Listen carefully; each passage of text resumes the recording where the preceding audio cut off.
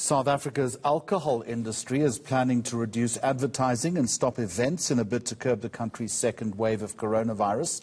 In a joint statement today from the South African Liquor Brand Owners Association and other associated groups, the industry says it supports government measures to reduce the spike in coronavirus infections. At the same time, the Restaurant Association of South Africa says it's been asked to survey the position of each restaurant regarding on-site alcohol sales and then outline the measures that will be put in place to increase the level of compliance to COVID-19 prevention protocols in establishments. More now from the association's Wendy Alberts, who joins me on lunchtime. Wendy Alberts, good afternoon to you. And as we talk about the second wave of coronavirus, I'm assuming that your members are becoming increasingly concerned.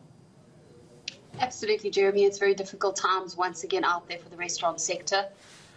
We've got to work with government. We are not the COVID experts. We certainly are not the possible collaboration needs to be much stronger between government and ourselves, that we can work through viable solutions in order to be able to come up with solutions that have the least amount of impact on the industry.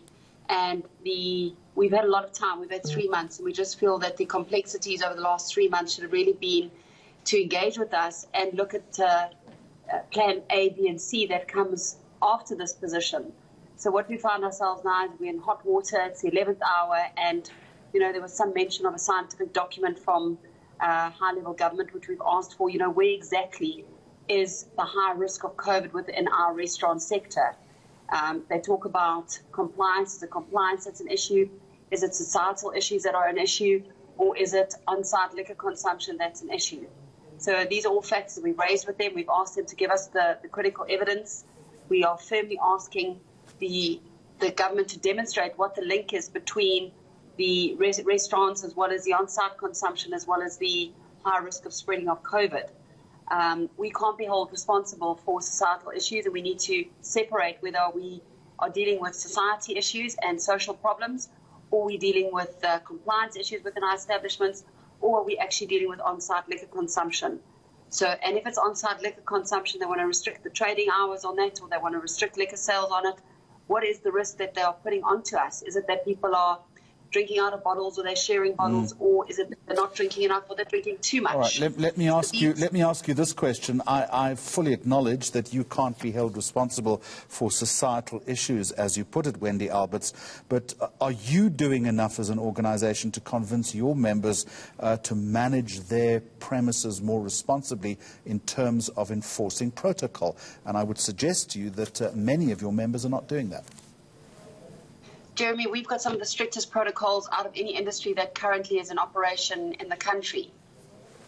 So that is where we're standing. We certainly are putting out a lot of communication to our members to play their responsible role and to please do what they need to do to keep both our customers and our staff safe through the festive season, and to be able to support us as we bring the numbers of COVID down. We don't want to close our sector. It's been a very, very difficult time for us. We've been an island on our own. We've had no support from government.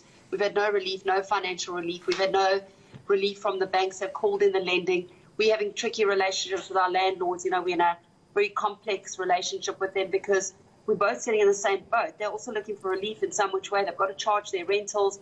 We're not up to full scale yet. Some of our businesses are only running at 30% capacity. We are having challenges with the UIF, with TERS. We're having challenges with so many other elements, suppliers taking judgments against the restaurants. Right. Wendy Alberts, just in the interests of time, and you certainly have given me a list of the difficulties that your industry is facing, and there will be much sympathy for that.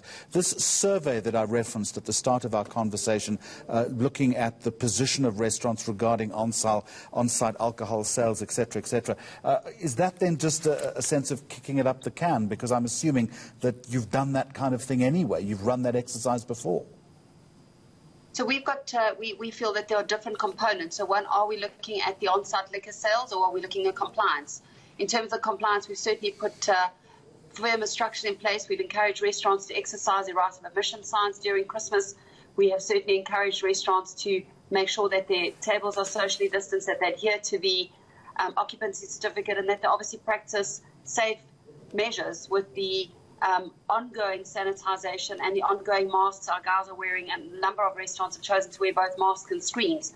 So as far as the safety within our establishment goes, we are also challenging on the behavior. We need to take responsibility, not as an industry, but the country needs to take responsibility of behavior.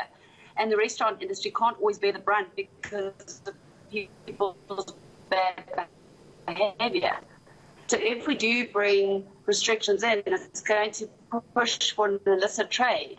And we're going to see many underground parties, illegal parties, and we're going to push it into a place where there is no control, where people are not able to track and trace people who have been to a particular party. They are going to be in close contact. There's going to be crowds, and there's going to be close contact. And what we have seen over time, the evidence that shows for the spreading of COVID is exactly those three measures: close contact, crowded places, and confined spaces. All right, and Wendy Alberts, I'm going to eliminate to that by ensuring that we keep the social distancing within our establishment. We put the necessary sanitization into it, and we say to government, yes, work with. All right, Wendy Alberts, I am going to leave it there. Regrettably, the audio on that feed is not great, but I think we get a sense of the frustration that the restaurant industry is facing as it sits right now in the middle of what should be its festive season peak.